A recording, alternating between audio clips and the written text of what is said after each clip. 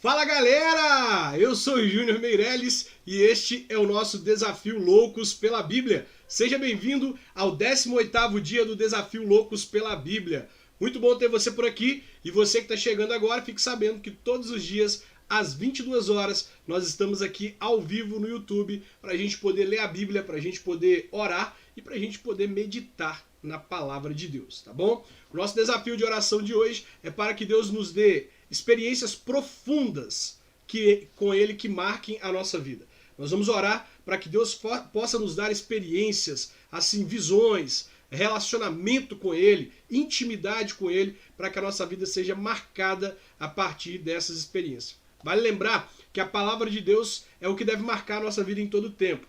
Apenas as Escrituras basta. Se nós tivéssemos apenas as Escrituras para poder nos dizer quem é Deus, para poder nos dizer que Deus existe e que nós devemos nos relacionar com Ele, já era suficiente. Agora, Deus é um Deus que também nos dá experiências. Portanto, é importante a gente buscar experiência com Deus, ter novos conhecimentos, ir mais fundo com Deus. Assim como Oséias vai nos dizer, conhecer e prosseguir em conhecer ao Senhor. Portanto, vamos orar.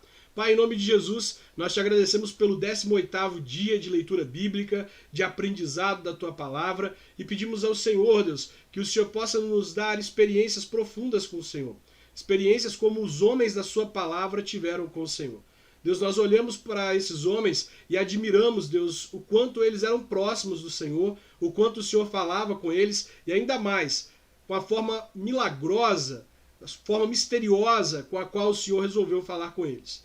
Deus, nós queremos ouvir a Tua voz, queremos falar com o Senhor, queremos, Deus, nos aproximar de Ti e ter experiências profundas com o Senhor, experiências que vão marcar todos os dias da nossa vida e que vão nos ajudar a permanecer cada vez mais firmes na Tua presença. Dai-nos experiências com o Senhor, ajuda-nos a conhecer o Senhor e a prosseguir em Te conhecer. É a nossa oração de hoje, em nome de Jesus.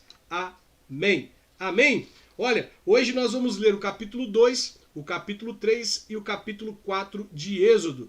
Lembrando que nós, nos últimos 17 dias, nós lemos 3 capítulos por dia de Gênesis e ontem nós encerramos a leitura bíblica do livro de Gênesis e agora estamos iniciando a leitura bíblica do livro de Êxodo. Nunca é tarde para você começar a ler a Bíblia. Você pode começar agora. Comece agora a ler a Bíblia com a gente. Por isso, corre lá. Pega a sua Bíblia, volta aqui para a gente poder estudar junto, pega papel, pega caneta, vamos anotar, vamos marcar aquilo que o Espírito Santo fizer saltar diante dos nossos olhos, porque muitas vezes nós estamos lendo a Bíblia e Deus nos mostra coisas que nós não tínhamos visto antes. Portanto, é importante marcar, é importante anotar, para que aquilo fique gravado. Todas as vezes que a gente passar por aquele capítulo novamente, a gente vai lembrar daquilo que Deus nos falou em determinada ocasião. Tá? Então pega a sua Bíblia e vem comigo, porque hoje nós vamos ler o capítulo 2 de Gênesis, um capítulo muito legal. Lembrando que ontem nós lemos o capítulo 1, e no capítulo 1 vai falar que o povo estava no Egito e levantou um faraó que não conhecia José, não sabia da importância de José para aquelas pessoas, né? José foi uma figura muito importante no Egito, porque ele discerniu o sonho de faraó. Ele viu que, de acordo com o sonho que Faraó tinha, Deus estava querendo dizer que haveria 7 anos de muita fartura e 7 anos de fome no Egito. E aí José traçou um plano para que não faltasse alimento no Egito e também para que o Egito pudesse, de alguma forma, contribuir para que as nações que estivessem ao seu redor pudessem ter onde comprar alimentos. E aí ele marca a história do Egito, ele marca a história daquelas pessoas ao ponto daquelas pessoas reconhecerem que ele estava ali para poder salvá-las daquela grande fome, daquele tempo complicado. Mas agora se levanta um faraó que não conhecia José, não conhecia a sua importância, e ele percebe que o povo de Israel, os hebreus, estavam crescendo e eles estavam se multiplicando, e como nós vimos lá no capítulo de número 47, os egípcios que estavam atravessando aquele período de fome tinham que vender até as próprias terras e vender a si mesmos como escravos para poder ter alimento, enquanto os hebreus prosperavam, eles multiplicavam, eles cresciam. Então o faraó ficou com medo de que os egípcios pudessem se tornar uma nação muito grande e se aliar ao inimigo, guerreando contra eles, assumindo o poder do Egito, levando eles a serem escravos. E aí o que o faraó fez? O faraó começou a dominar aquele povo, começou a tentar escravizar aquele povo. A estratégia principal dele era matar os meninos, as crianças do sexo masculino que nascessem. Ele mandou 2 parteiras, a parteira chamadas Cifra e Puá, para que elas pudessem matar os meninos. No entanto, elas não seguiram a ordem de Faraó, né, obedecendo antes a Deus do que aos homens. Elas não mataram os meninos, e aí Faraó ele fica muito descontente com aquilo. Ele então começa a mandar que as pessoas, que os soldados entrem e joguem as crianças do sexo masculino no rio Nilo, como uma oferenda aos deuses, né? A visão do Egito era que Faraó era um deus, o sol era um deus, alguns animais eram deuses, e o rio Nilo era um deus para os egípcios, assim como é um deus para os hindus. Se você for perceber, o Nilo é um deus para os hindus. Aliás, o rio Gandhi é um deus para os hindus. Então aqui a gente vai ver no capítulo 2 que essa ordem de que as crianças do sexo masculino fossem jogadas no rio Nilo, ela é desobedecida pelos pais de Moisés. Olha aqui no capítulo 1, capítulo 2, verso 1 diz assim: um homem e uma mulher da tribo de Levi se casaram. Quem é esse homem e essa mulher da tribo de Levi? Quando a gente lê aqui, ó, Êxodo capítulo 6, verso 26, Êxodo 6, 26 vai dar nomes a esse casal. Ó. Êxodo 6, 26 vai dizer que... Perdão, deixa eu conferir aqui. Êxodo 6, 20. Êxodo 6, 20 vai dizer que Anrão casou-se com Joquebede. Anrão e Joquebede são os pais de Moisés. Então, os dois eram da tribo de Levi e eles se casaram. Versículo 2. A mulher ficou grávida e deu à luz a um filho. Ela viu que o menino era muito bonito e então o escondeu durante 3 meses.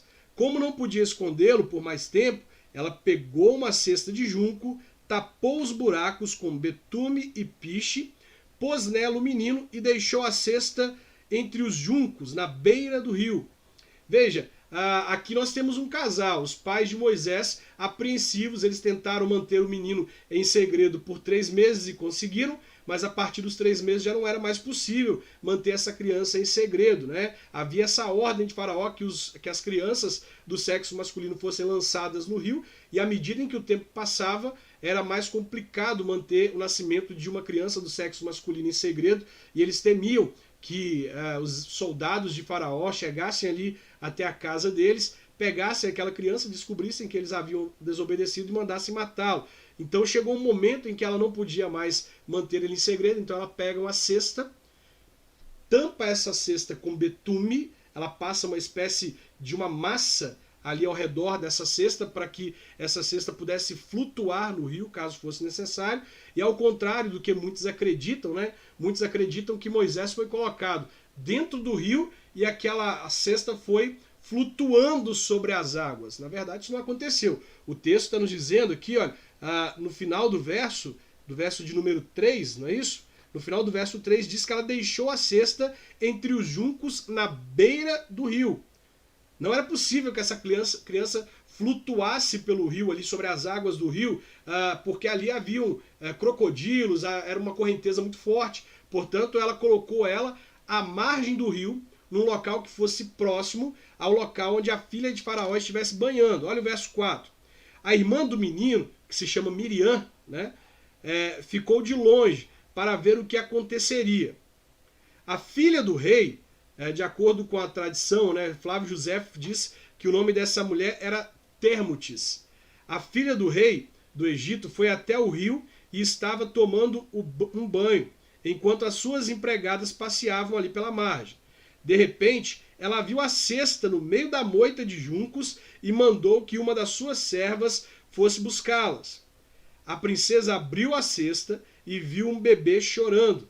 Ela ficou com muita pena dele e disse: "Este é um menino israelita."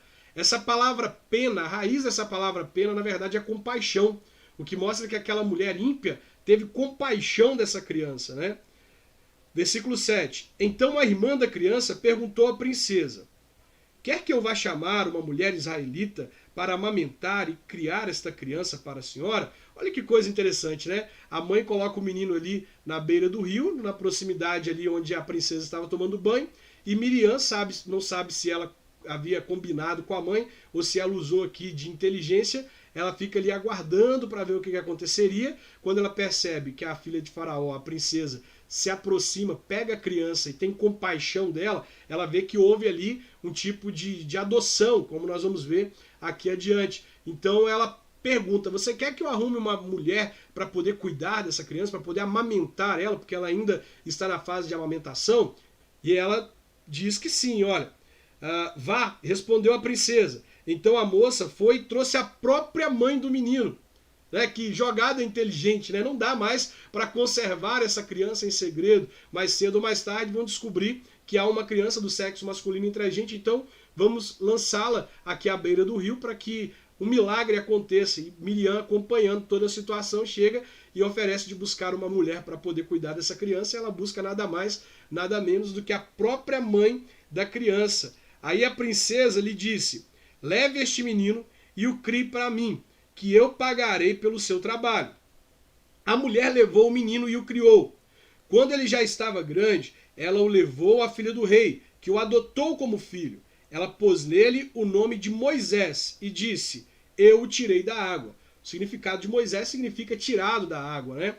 E agora é interessante você perceber que a mãe do menino pôde cuidar deste menino até que ele se tornasse um menino grande. O que nos mostra que, de certa forma, houve tempo para que a mãe de Moisés, o pai de Moisés, pudesse compartilhar com Moisés princípios importantes a respeito de Deus, a respeito da palavra de Deus, a respeito dos desígnios de Deus. Então, Moisés, no período em que fica com a sua mãe, o seu pai, sendo criado por eles até chegar a uma certa estatura, até uma certa maturidade, ser devolvido para a filha de Faraó que o adota, ele é instruído na tradição hebraica, na tradição dos israelitas naquele período. Então, ele tem contato, ele tem muito contato com os desígnios de Deus, com os ensinamentos a respeito de Deus, porque era a tradição passada de pai para filho. Verso 11. Moisés já era homem feito. Um dia, ele saiu para visitar o seu povo e viu como os israelitas eram obrigados a fazer trabalhos pesados. Viu também um egípcio batendo num israelita, um patrício seu. Percebe? Moisés, ele tinha o conhecimento de que os israelitas, de que os hebreus eram seus parentes, eram pessoas da sua família. E aqui ele percebe isso, tanto que no verso 12 vai nos dizer: Moisés olhou para os lados e, vendo que não havia ninguém ali, matou o egípcio e escondeu o corpo na areia. No dia seguinte, voltou e viu 2 israelitas brigando. Então perguntou ao que maltratava o outro: por que você está batendo no seu patrício? O homem respondeu: quem pôs você como chefe ou nosso juiz? Você está querendo me matar como matou o egípcio? Então Moisés ficou com medo e pensou: já descobriram o que eu fiz.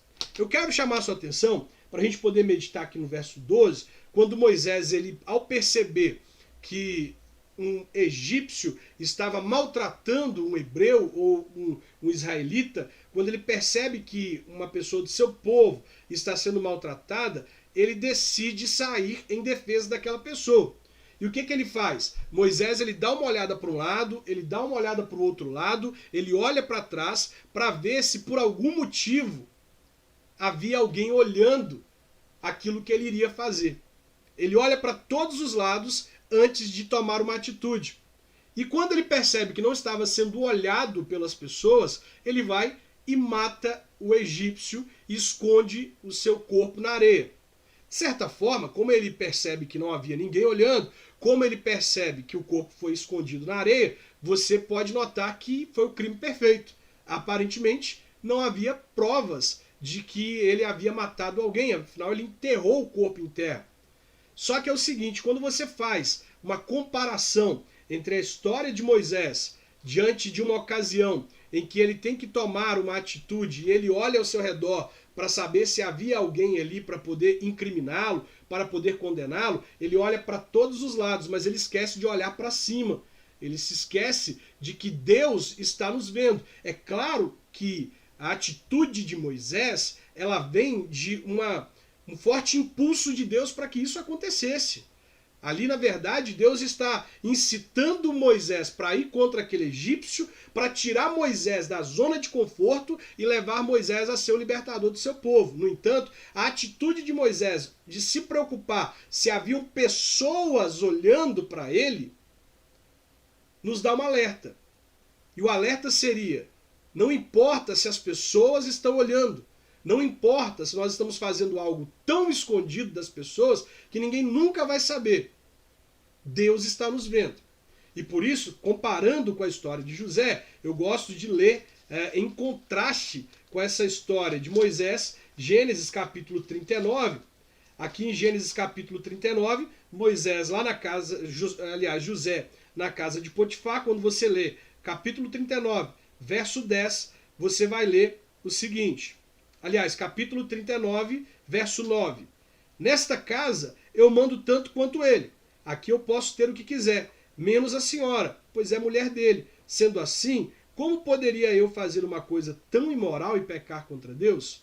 Qual é o contraste da história de José com a história de Moisés? Veja, José era um homem bonito e ele estava cuidando da casa de Potifar. Ele era a pessoa que mandava mais na casa de Potifar depois do próprio Potifar. E a mulher de Potifar se sente atraída por José. E ela começa a tentar seduzi-lo a ir para a cama com ele. E por diversas vezes, a Bíblia pelo menos cita aqui pelo menos uma vez, que um dia, como de costume, José entrou dentro da casa para poder fazer o seu serviço e não havia ninguém ali. E aquela mulher tentou seduzi-lo novamente. Ele poderia ter agido como Moisés, ter olhado para um lado, ter olhado para o outro, ter percebido que não havia ninguém ali e ter falado: já que não tem ninguém mesmo, então eu vou ficar com essa mulher. Eu vou beijar essa dona. Eu vou fazer com ela o que ela quer, já que ela está insistindo, já que não tem ninguém olhando, então eu vou fazer. Mas José vai nos dizer que se ele fizesse aquilo, ele, além de estar cometendo uma imoralidade, ele estaria pecando contra Deus. Ou seja, não importa se as pessoas estão vendo. Não importa se está sendo em segredo aos olhos humanos. O que importa é que Deus está vendo. Deus está nos vendo. E se Deus está nos vendo, nós devemos nos preocupar com isso. Afinal, lá em Mateus vai nos dizer que nós não devemos temer os homens, que podem no máximo machucar o nosso corpo.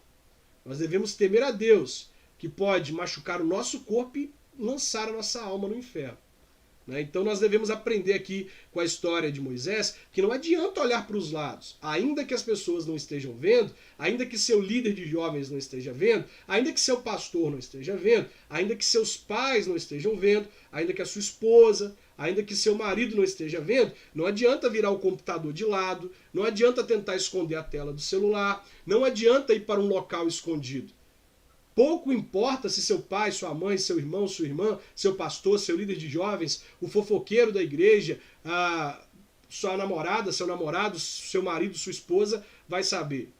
Deus está sabendo. Os olhos do Senhor estão sobre toda a terra para poder ver o que nós estamos fazendo e para nos recompensar de acordo com tudo que a gente faz. Então abre o olho, sai dessa de porque ninguém está vendo, eu vou fazer. Verso 16. Quando o rei do Egito soube do que Moisés havia feito, quis matá-lo. Porém, ele fugiu e foi morar na terra de Midian. Na terra de Midian. É interessante você ler aqui em Gênesis, no capítulo 25, 1 ao 6, você vai perceber que é o seguinte, alguns estudiosos dizem que Moisés havia casado em julgo desigual, né? Que ele havia casado com uma pessoa que não fazia parte do povo dele. Mas quando a gente lê Gênesis capítulo 26, 1 ao 6, você vai ver o seguinte, ó. Gênesis, capítulo 25, 1 ao 6. Abraão casou-se com outra mulher, que se chamava Quetura, e ela lhe deu os seguintes filhos: Zinrã, Joksã, Medã e Midian. Midian é formada por descendentes diretos de Abraão. Midian parte de Abraão. Esse lugar chamado Midian nada mais era que descendentes de Abraão que moravam naquele lugar. Então quando ele vai ali para Midian, e aqui no capítulo 3 nós vamos ver, ó, ele foi para a cidade de Midian. Jetro, o sacerdote de Midian, tinha 7 filhas. Certo dia, quando Moisés estava sentado perto de um poço, elas vieram tirar água e encheram os bebedouros para dar de beber às ovelhas e às cabras do seu pai. Então chegaram alguns pastores e começaram a enxotar as moças dali. Porém, Moisés se levantou e as defendeu e deu água aos animais. Quando elas voltaram ao lugar onde seu pai estava, ele perguntou: por que é que vocês voltaram cedo hoje? Elas responderam: um egípcio nos defendeu dos pastores. Ele tirou água para nós e ainda deu água para os nossos animais. E onde ele está? Perguntou Jetro. Por que vocês deixaram ele lá? Vão chamá-lo para que venha jantar com a gente. Depois Jetro convidou Moisés para ficar morando ali e ele aceitou. Então Jetro lhe deu sua filha Zípora em casamento. Quando ela teve um filho, Moisés pôs nele o nome de Gerson, que significa peregrino. Gerson em hebraico vai só parecido com a palavra assim, hóspede, peregrino, alguém que está passando por um lugar, né? Pôs nele o nome de Gerson.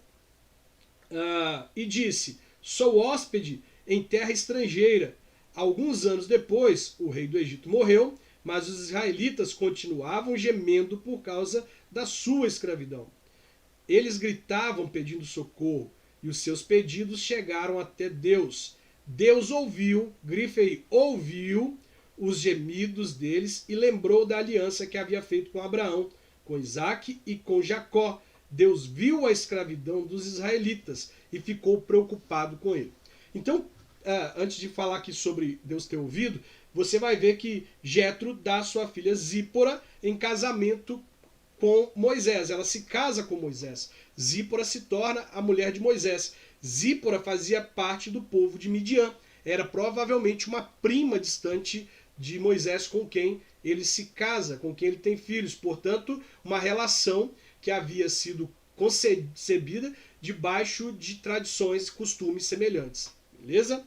E aí quando a gente lê aqui que Deus ouviu, preste atenção, Deus ouviu o pedido de socorro, Deus ouviu o gemido, a gente precisa ter convicção, ter a convicção clara, firme no nosso coração, de que nada passa desapercebido diante de Deus. Nada. Assim como eu acabei de dizer que o pecado, que quando a gente tenta esconder o pecado, a gente vai fazer algo, a gente observa para ver se tem alguém nos olhando e só depois faz, e embora aquilo possa não ter sido notado pelos homens, e Deus notou, o nosso clamor mais íntimo também não fica despercebido para Deus. Deus, ele percebe o nosso choro, aquele que ninguém vê, aquele choro interno, aquele gemido, que às vezes você está assim tão angustiado que não saem lágrimas, você só sabe gemer, você só sabe sentir uma dor na alma. Isso não fica oculto diante de Deus. Deus, ele conhece esses gemidos. Não apenas isso, a palavra de Deus vai nos dizer que o Espírito Santo é o encarregado de traduzir para eles esses gemidos que nós não conseguimos expressar em palavras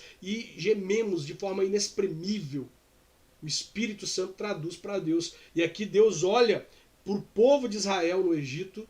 Deus observa que esse povo estava sendo maltratado, estava sendo ferido, estava sendo açoitado e que eles gemiam e gritavam pedindo socorro. E aí Deus se lembra da aliança, da promessa que ele havia feito a Abraão, a Isaque e Jacó. E aí no capítulo 3 nós vemos Deus colocando em prática a promessa. Chegou o momento de colocar a promessa em prática, de fazer ela se realizar. O que vai nos mostrar que Deus, ele promete. E ele sabe o tempo certo de cumprir a sua promessa. Deus havia prometido para Abraão, Isaque e Jacó que lhes daria a terra de Canaã.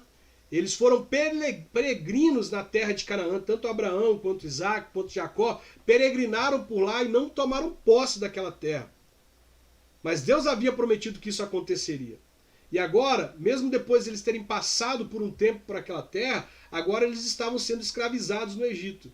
E Deus entende, olha, estou ouvindo o clamor desse povo, é a hora de colocar em prática a minha promessa. É a hora de cumprir a minha promessa. Então agora Deus começa a agir para cumprir a promessa. Capítulo 3, verso 1. Moisés cuidava das ovelhas e das cabras de Jetro, o seu sogro, o sacerdote de Midian. Um dia, Moisés levou o rebanho para o outro lado do deserto e foi até o Monte Sinai, o monte sagrado. Ali, o anjo do Senhor apareceu a ele numa chama de fogo, no meio de um espinheiro. Moisés viu que o espinheiro não estava em fogo, ele não pegava fogo, porém não se queimava. Ele estava em fogo, mas não se queimava. Ele estava como se ele tivesse rodeado de fogo, mas o fogo não consumia por inteiro aquele espinheiro. Era como se o fogo não tocasse a madeira, só estivesse em volta dela, né? E aí, se você for observar no verso 2, o anjo do Senhor, na minha Bíblia está com A maiúsculo. Na sua Bíblia, como está? Na sua Bíblia está com A maiúsculo também, o anjo do Senhor? Aqui a minha Bíblia diz o anjo do Senhor. Esse anjo do Senhor nada mais é do que o próprio Deus se apresentando diante de Moisés aqui numa teofania. Deus se manifestando.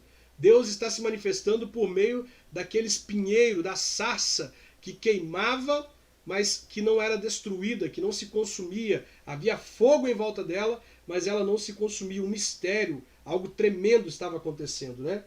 Moisés viu que o espinheiro estava em fogo, porém não se queimava. Então pensou, que coisa esquisita, que coisa grande, que coisa estranha. Nunca vi isso acontecer na minha vida. Por que será que o espinheiro não se queima? Vou chegar mais perto para ver. Quando o Senhor Deus viu que Moisés estava chegando mais perto para ver melhor, ele o chamou do meio do espinheiro e disse, agora imagina, já era estranho um espinheiro que pega fogo, mas não se consome, não se queima. Já é muito estranho isso. Aí agora, de repente, quando você vai se aproximando daquele espinheiro, surge uma voz daquele espinheiro dizendo assim, Moisés, Moisés. E aí, imagina, você está lá no espinheiro e a voz fala assim, Gabi, Gabi, Keila, Keila, o Laure, Laure, né? Valéria, Valéria. Você está lá no meio do nada, no deserto. Você se depara com um negócio que tem fogo nele, mas ele não se queima. E uma voz, que provavelmente era uma voz poderosíssima, que a voz de Deus é uma voz poderosa, é uma voz tremenda, falando aqui com ele, dizendo assim, ó, o negócio é o seguinte, tem algo para te falar. Aí Moisés diz assim, estou aqui, respondeu Moisés. Deus disse, pare aí e tire as sandálias, pois o lugar onde você está é um lugar sagrado. Pare e tire as suas sandálias, pois o lugar onde você está é um lugar sagrado. Gente, isso aqui nos diz sobre reverência, sobre cuidado para não pisar no local santo de modo irreverente. Nós precisamos entrar no lugar santo, entrar na presença de Deus com reverência. Nós devemos frequentar os cultos, ir às igrejas, mas quando entrarmos na igreja, fazer o que o salmista disse, guardar os nossos pés quando entrarmos na casa do Senhor. Guardar os pés é saber como pisar naquele lugar, saber como se comportar naquele lugar. A igreja não é lugar de você colocar em dia o papo com o seu amigo, com a sua amiga que você não viu durante a semana.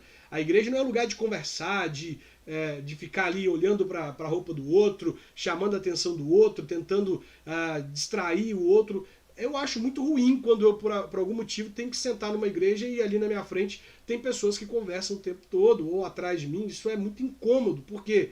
Porque quem tem uma atitude reverente dentro da igreja se incomoda com aqueles que são irreverentes, né? E aqui Deus está dizendo para você, calma, pare aí onde você está e tire a sandália dos seus pés, porque você está entrando em território santo. Ou seja, não é de qualquer jeito não. Não é de qualquer jeito que você vai entrar na minha presença. Não é entrar na minha presença como você entra na presença de qualquer um. Porte-se de maneira correta na minha presença. Entre diante de mim de maneira reverente, porque eu sou o Senhor, como nós vamos ver aqui adiante, ó.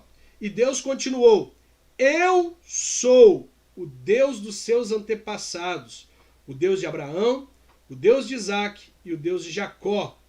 Aí Moisés cobriu o rosto, porque ficou com medo de olhar para Deus. Ficou com medo porque havia uma tradição em Israel que dizia que ninguém viu Deus e sobreviveu.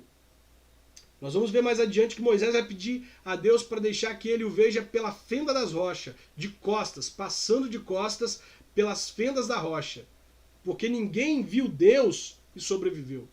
Então Moisés ele temeu, quando ele entrou ali, ele ouviu Deus falar que era Deus, olha, eu sou Deus, ele cobre o seu rosto, porque ficou com medo de olhar para Deus. Então o Senhor disse: eu tenho visto como o meu povo está sendo maltratado no Egito.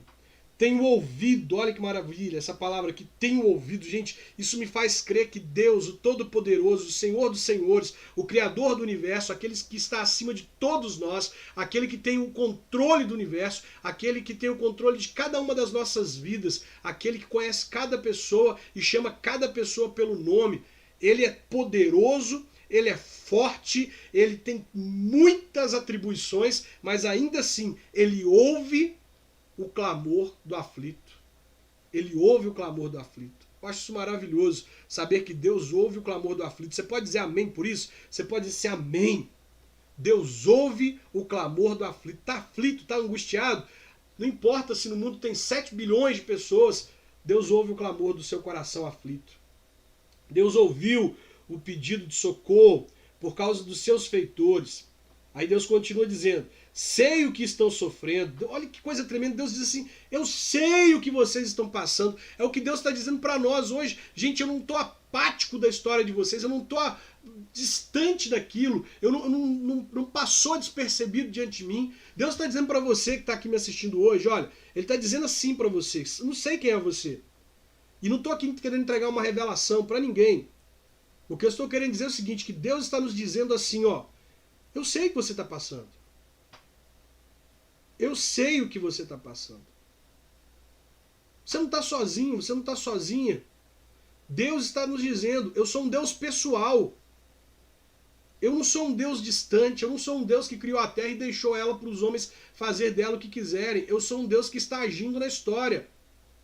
Escrevi a história, estou agindo na história. E neste momento eu sei o que você está passando. É isso que Deus nos diz. Claro, Deus está dizendo num episódio muito claro, falando que ele ouviu o clamor do povo lá do Egito, mas isso também nos diz respeito. Nada passa desapercebido diante dos olhos dele. Verso 8. Por isso desci para libertá-los do poder dos egípcios e para levá-los do Egito para uma terra grande e boa. É uma terra boa e rica, onde moram os cananeus, os heteus, os amorreus, os perizeus, os heveus e os jebuseus.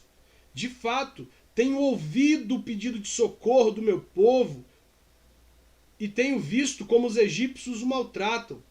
Agora venha, eu enviarei ao rei do Egito para que você tire de lá o meu povo, os israelitas. Veja aqui, preste atenção.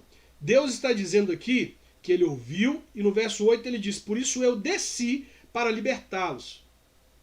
Deus está dizendo, eu ouvi e por isso eu desci para libertá-los.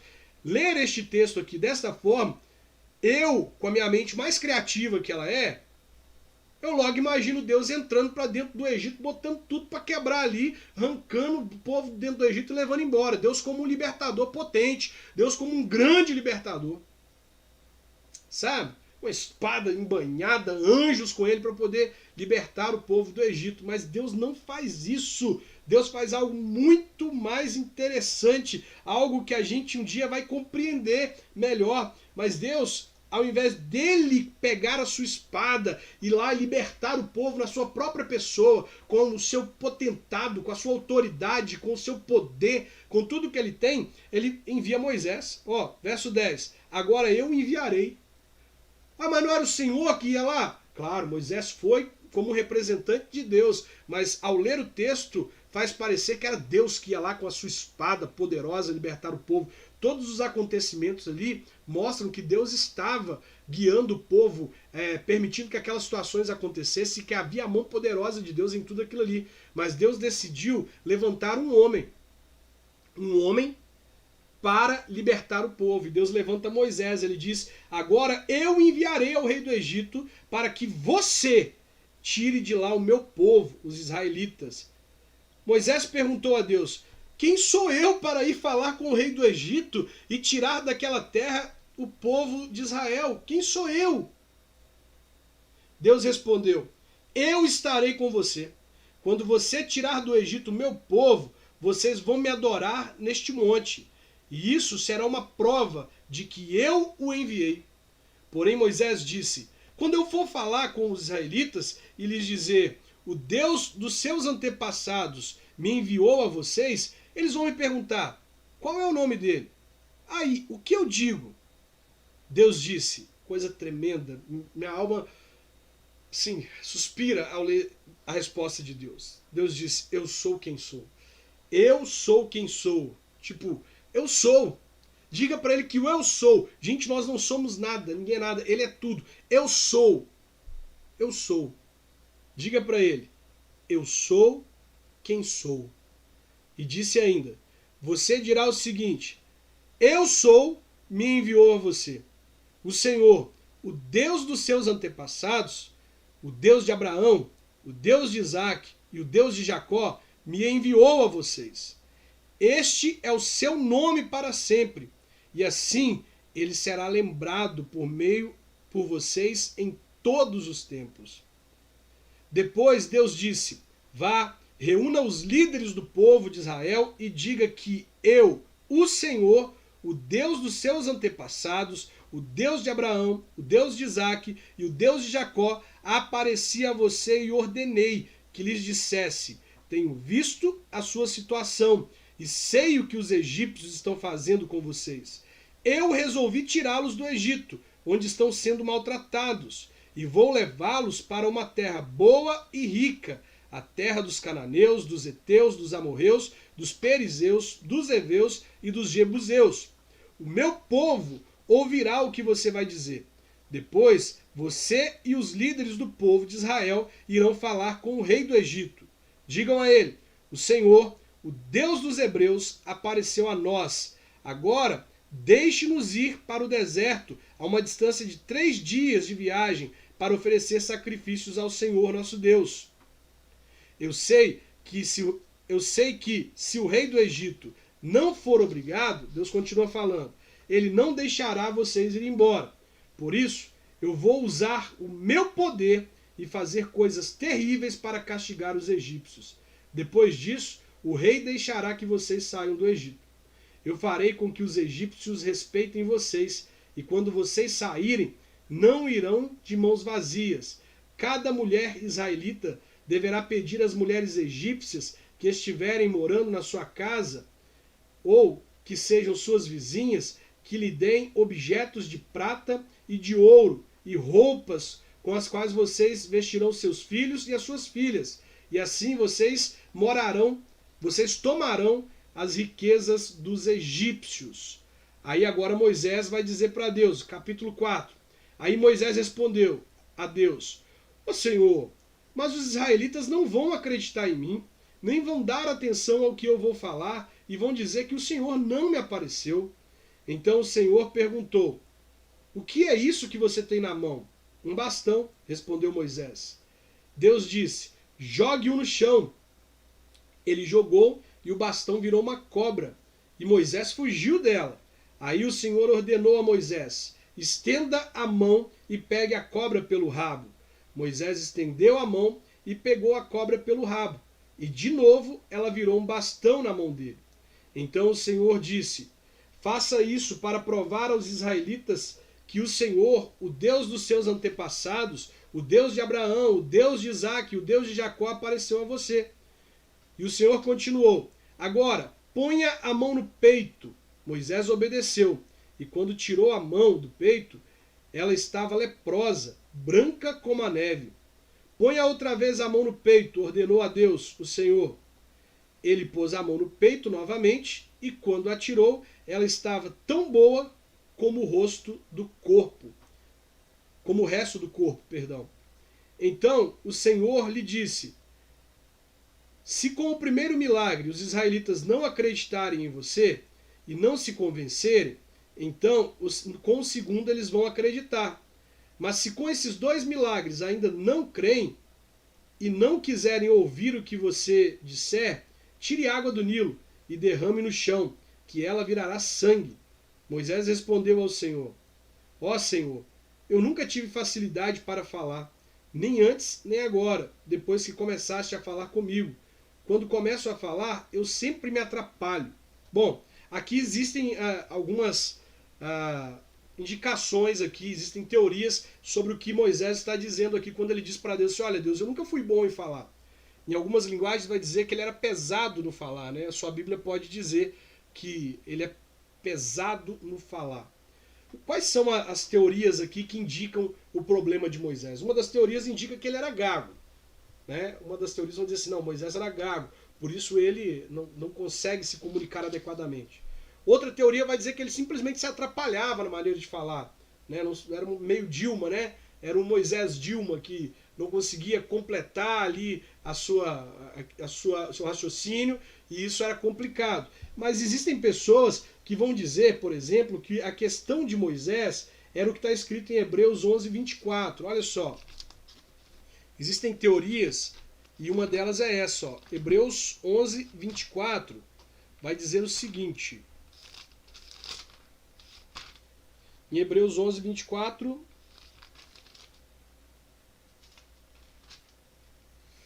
diz assim, foi pela fé que Moisés, quando já era adulto, não quis ser chamado de filho da filha de Faraó. Ele preferiu sofrer com o povo, em vez de gozar por pouco tempo os prazeres do pecado. Então aqui ele está dizendo aqui sobre Moisés rejeitando. Moisés está rejeitando aquilo que a filha de Faraó dava a ele. Né? Ele está rejeitando tudo isso. Lá em Atos 7... Atos capítulo 7, quer ver? Eu vou até procurar aqui também na Bíblia aqui, enquanto eu vou pesquisando aqui. Ó, Atos capítulo 7,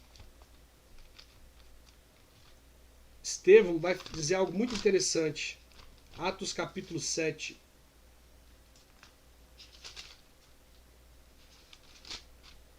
O diácono Estevão, ele vai falar aqui, quer ver? José, Jacó... Verso 23.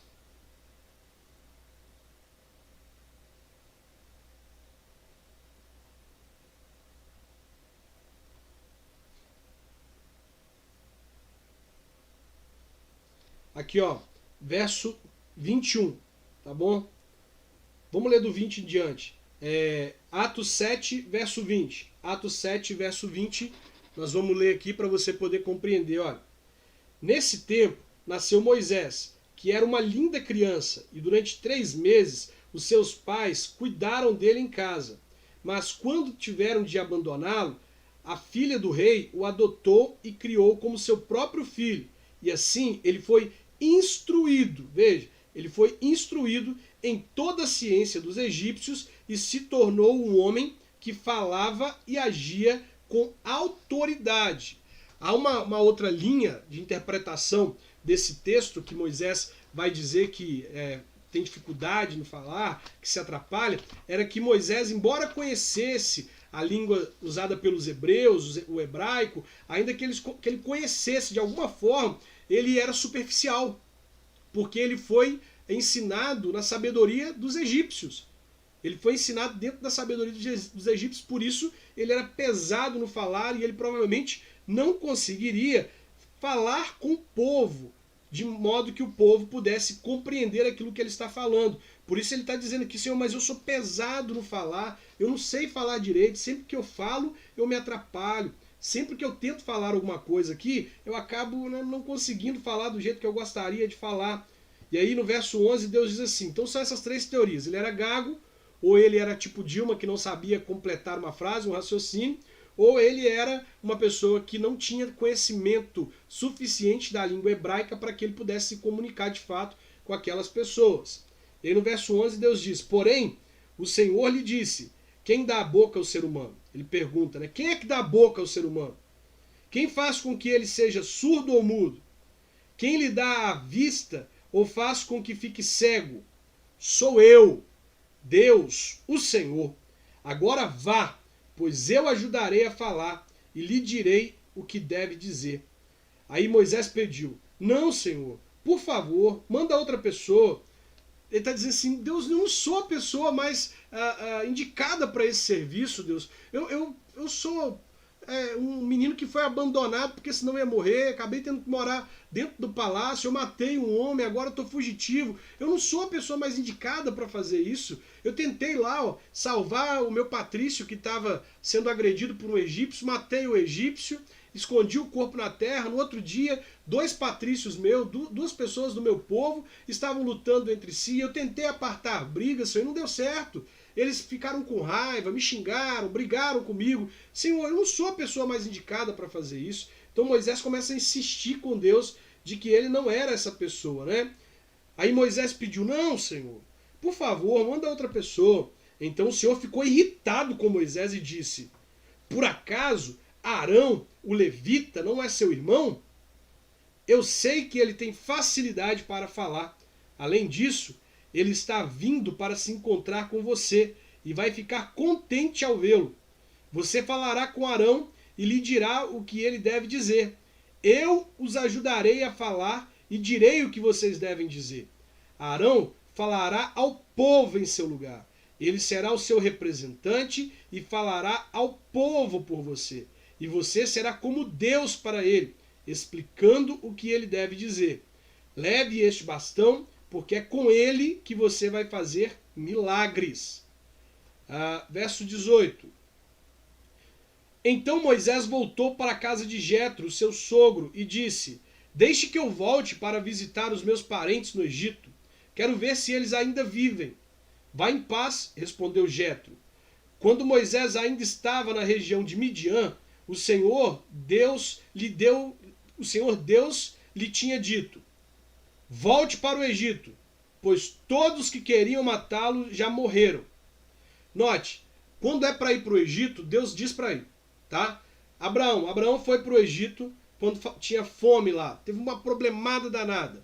Isaac estava querendo ir para o Egito. Deus falou com ele assim, não vá para o Egito.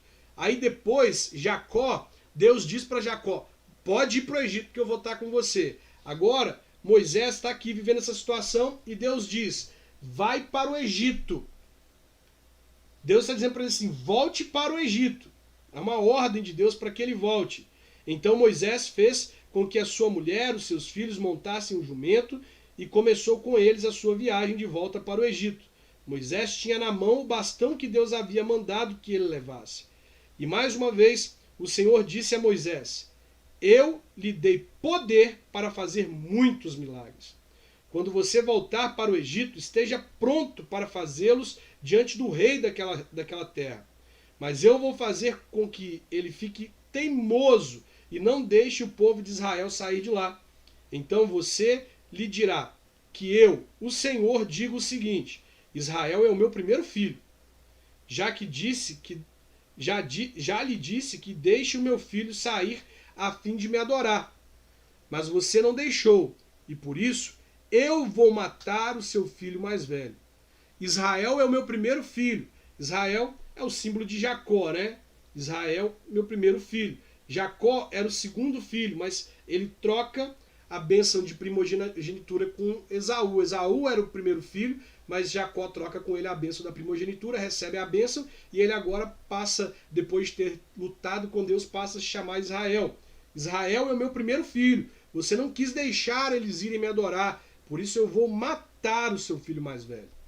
Durante a viagem para o Egito, num lugar onde Moisés e a sua família estavam passando a noite, o Senhor se encontrou com Moisés e procurou matá-lo. Aí Zípora, a sua mulher, pegou uma pedra afiada, cortou o prepúcio do seu filho e com ele tocou o pé de Moisés e disse, você é o marido de sangue para mim. Ela disse isso por causa da circuncisão, e assim o Senhor deixou Moisés viver. Nesse meio tempo, o Senhor disse a Arão, vá se encontrar com Moisés no deserto.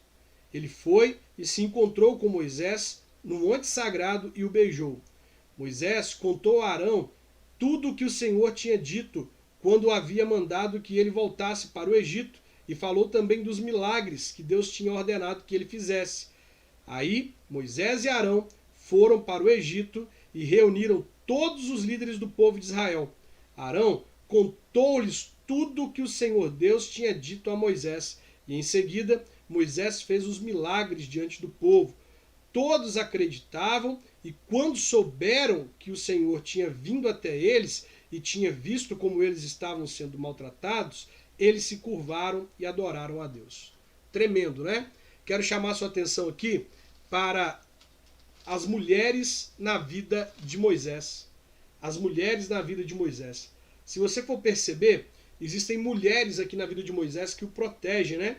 A primeira mulher que o protege é a sua própria mãe, Joquebede, que tenta cuidar dele por 3 meses, mesmo sabendo que havia um edito do rei para poder matar as crianças do sexo masculino que nascessem. Mas Joquebede cuida do filho. A primeira mulher a cuidar de Moisés. A segunda a cuidar de Moisés é Miriam. Miriam está ali observando aquilo desenrolado, aquela cena em que Moisés estava próximo à filha de Faraó e começa a chorar. E a filha de Faraó percebe aquele menino chorando, pega ele no colo e Miriam fala assim, quer que eu vá buscar uma ama de leite para ele? Então Miriam é a segunda mulher. Aliás, Miriam não é a segunda, não. As segundas mulheres a cuidar deles são essas parteiras aqui, ó, Zifra e Pua. Essas são as segundas mulheres a cuidarem de Moisés. Veja só a importância da mulher na Bíblia, a importância dessas mulheres para o contexto da história de Moisés, né? Então, essas duas mulheres aqui preservam ele no parto, ele deveria ter morrido no parto, né? Depois Joquebede cuida do filho por 3 meses, Miriam também cuida do filho, a filha de Faraó também cuida de Moisés e mais tarde Zípora, a sua esposa, também cuida de Moisés quando ele está passando por aquela questão ali em que os filhos de Moisés ainda não haviam sido circuncidados e havia uma aliança feita por Deus que as crianças do sexo masculino deveriam ser circuncidadas. Então Zípora vai lá, circuncida as crianças e toca Moisés com sangue, dizendo assim, nós somos agora, você é homem de sangue, meu marido de sangue, né? Então é tremendo a gente perceber aqui a importância das mulheres na vida de Moisés, na vida desse homem, que foi um grande homem em Israel, né? Então você, mulher, você é uma figura importante, sabe? Eu sei que olhando para a Bíblia hoje, nós aqui do Ocidente, olhando para a Bíblia, no meio de todas essas guerras ideológicas que nós estamos vivendo aqui, e aí você vai ler a Bíblia em alguns aspectos, você lê sobre submissão, você lê sobre o marido ser o cabeça da casa, você vai ler essas coisas, você talvez seja tentado a pensar que a Bíblia ela é machista, ela não dá espaço para as mulheres. No entanto, está muito claro que essas mulheres aqui foram fundamentais na vida de Moisés, salvando Moisés, inclusive, da morte, né? A Bíblia deixou isso muito claro, que essas mulheres salvaram Moisés. E isso é muito importante, que fique registrado a importância da mulher na palavra de Deus. Não deixe essas guerras ideológicas caírem no seu coração, feminismo, machismo, deixa nada disso cair no seu coração. Leia a Bíblia, entenda o papel da mulher na Bíblia. A Bíblia vai dizer que a mulher sábia constrói a sua casa. Ou o homem constrói a sua casa física. Ele vai lá, edifica uma casa física, mas a mulher constrói o lar. Ela constrói o lar. O homem constrói o lugar onde eles vão morar, mas a mulher constrói o lar. Isso é muito mais importante. Porque adianta você ter uma casa se não tiver um lar dentro daquela casa. Se dentro daquela casa existir brigas, guerra, problemas, né? Tá aí, pessoal. São os 3 capítulos de hoje, né? Eu quero te desafiar a continuar orando para que Deus te dê sabedoria, que Ele te dê experiências profundas com Ele, assim como nós oramos hoje, né? Para que Ele nos dê experiências profundas. Está sendo muito bom para mim estar aqui lendo a Bíblia com vocês. E para vocês, está sendo bom? Está sendo legal ler a Bíblia com vocês? Deixa eu ver aqui alguns comentários. Vou começar aqui pelo YouTube para ver o que a galera está falando. Boa noite para todo mundo aí, né? Tem bastante gente com a gente aqui, ó, a Leda, a Priscila, a Naisa, a Lauri. Ô Lauri, eu peguei seu conselho lá, tá? Que você disse que muitas vezes o desafio de oração tá vindo tarde. Estou tentando mandar ele um dia antes, viu? A Gabi, o Vitor Leão, Marília, a Keila, a Jéssica, tá aí, bastante gente, né? Aqui deixa eu ver aqui, a Laura disse assim, kkk, o Senhor é uma figura. Valeu. O pessoal tá aqui, amém, boa noite, muito edificante, a Leda tá falando. Boa noite para todos, a Margarete tá ali falando, a Neisa falando também. Deixa eu ver aqui agora pelo Insta aqui a galera falando. Isso aí, somos ajudadoras do Éden. A Niedia tá falando. Muito bem. Excelente aula, tá aqui a 2020 Abreu falando. Pena que acabou. Não, mas amanhã tem mais. Amanhã nós vamos ter mais tempo juntos aqui para ler a Bíblia, tá bom? Eu tô assim gostando demais, gente. Vocês não têm ideia do quanto está sendo importante para mim ter esse tempo aqui em que a gente está falando da palavra, em que a gente está crescendo. Ela está sendo ótimo, graças a Deus. A Emily está dizendo aqui, parece que é Emily, né? A Adris está dizendo que está sendo um grande aprendizado, que ela está amando. Glória a Deus. Muito bom, pessoal. Olha só, todo dia, pessoal, eu mando no nosso canal do Telegram, lá no nosso canal do Telegram eu mando o desafio de leitura bíblica, tá? O desafio de leitura bíblica é o seguinte, eu mando quais são os 3 capítulos que nós vamos ler naquele dia e o desafio de oração. Então é importante que você esteja no nosso canal do Telegram, tá? Procure Loucos pela Bíblia no Telegram. Quem não sabia do canal do Telegram e está pelo YouTube, por exemplo, vai daqui a pouquinho, no finalzinho dessa transmissão aqui, vai lá no nosso canal do Instagram e vai no Stories, que eu vou colocar um Stories lá para o grupo do Telegram. Na própria descrição do vídeo no YouTube, você que está aqui pelo Instagram aqui, olha só, você que está pelo Instagram, vai procurar Namoro com Propósito no YouTube, faz assim, procura Namoro com Propósito no YouTube, e aí você vai ver as nossas lives do desafio. Você vai clicar na descrição da live, o primeiro link é o link do Telegram. É muito simples, basta você baixar o aplicativo do Telegram, que ele vai substituir o WhatsApp, né? O WhatsApp está saindo de cena, muita gente deixando de usar o WhatsApp por causa de algumas mudanças lá, tá? Então você vai lá no canal do Telegram, vai lá no nosso canal do YouTube, digita Namoro com Propósito lá no YouTube, vai aparecer o nosso canal, você clica, vai nos desafios de leitura bíblica e clica para você entrar no canal do Telegram, onde a gente posta os desafios diários. Vamos ver no Facebook aqui que o pessoal está falando, se tem gente nos acompanhando. É uma bênção a aula, a Terezinha está falando. Muito bem, Terezinha, Deus abençoe a sua vida. Vamos lá no Namoro com Propósito, que eu também estou compartilhando no meu Facebook, porque alcança pessoas, né? Estou compartilhando tanto no Namoro com Propósito quanto no Facebook. O povo de Deus, a paz. Isso aí, tem uma galera aqui também ativa, né? A Daniele, a Irene, o pessoal aí ativo assistindo a nossa aula. Bom, é isso aí, pessoal. Nós vamos encerrar por aqui. Estou muito grato pela sua companhia, muito animado. Tenho certeza que a gente vai se abençoar muito ainda durante esse ano. Com a ajuda de Deus, no ano que vem eu quero fazer a leitura de capítulo por capítulo da Bíblia. Sabe, de Gênesis, Apocalipse, capítulo por capítulo, um capítulo por dia, onde eu vou poder me deter ali, vou pegar os meus comentários bíblicos, por exemplo, olha. Vou pegar meus comentários bíblicos aqui, ó, o Champlin, vou pegar o comentário bíblico Matthew Henry do Antigo Testamento, olha, e eu vou preparar, em cima desses comentários bíblicos, eu vou preparar um estudo diário de um capítulo da Bíblia, tá? Um capítulo da Bíblia por dia. E a gente vai aprofundar mesmo, viu, pessoal? Vai ser uma aula em que nós vamos aprofundar mesmo. Aqui a gente está fazendo em 50 minutos a gente está fazendo esses desafios. Eu estou lendo 3 capítulos e estou sendo superficial. Mas no próximo ano nós vamos fazer a leitura completa de capítulo por capítulo, a gente vai pegar nas minúcias ali do texto e vai expandir aquilo ali para que a gente tenha uma visão maior a respeito daquele texto. Você vai ver que a gente está aprendendo bastante, a gente está discutindo bastante nesse tempo que a gente está aqui, mas fazendo isso capítulo por capítulo, examinando os versículos, vai levar a gente a um entendimento muito maior, tá bom? A camisa do Namoro com Propósito, basta você chamar a gente no WhatsApp, a gente vai ver se tem disponibilidade de estoque e a gente manda para você, tá bom?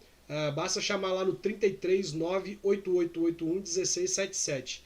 Na bio do nosso perfil do Instagram tem como você entrar em contato com a gente. Você clica lá em contato, que aí você pode entrar em contato com a gente pelo WhatsApp, tá?